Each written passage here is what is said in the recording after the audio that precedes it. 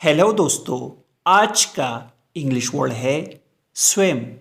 Swim का क्या मतलब है, आइए सीखते हैं आज की इस छोटी सी वीडियो में।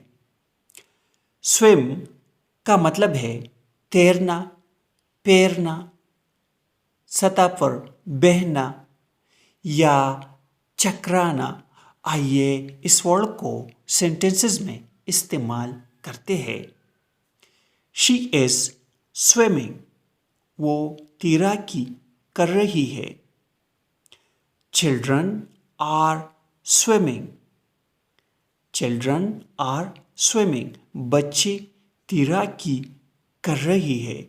Are kids are swimming. दोस्तों, चैनल को सब्सक्राइब करें और वीडियो को लाइक और शेयर ज़रूर करें।